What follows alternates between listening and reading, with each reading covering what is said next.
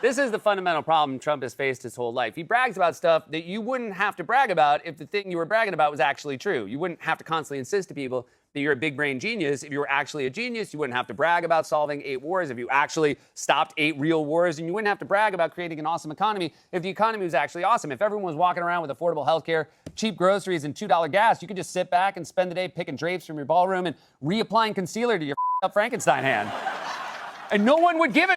But you know what? Fine. Let's give him the benefit of the doubt. I mean, in fairness, could any mere mortal who wasn't a world historical genius wordsmith come up with a nickname for the Democratic Party as brilliant as this? A new name I came up with yesterday was a Democrat because I was talking about this guy. I think that could be a good one. You know, I've come up with some extraordinary names. That's why we call them the Democrats. We have a new name. They're Democrats because they're dumb. The Democrats voted against all of that. But we call them Democrats, and it works out well because I take the word dumb, take the B off, because most people don't know that, you know, dumb ends with a B, but most people don't know. And all I do is I switch the E with a U, and you have a Democrat. Hey, bud, you wanna pop over here for a 5th cognitive test?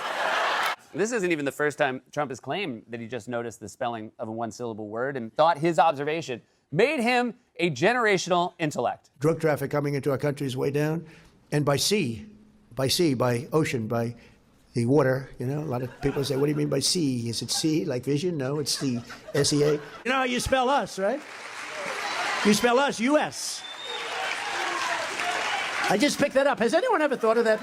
I just picked that up. We will not allow a windmill to be built in the United States. They're killing us. They're killing the beauty of our scenery, our valleys, our beautiful plains. And I'm not talking about airplanes. I'm talking about beautiful plains, beautiful areas in the United States.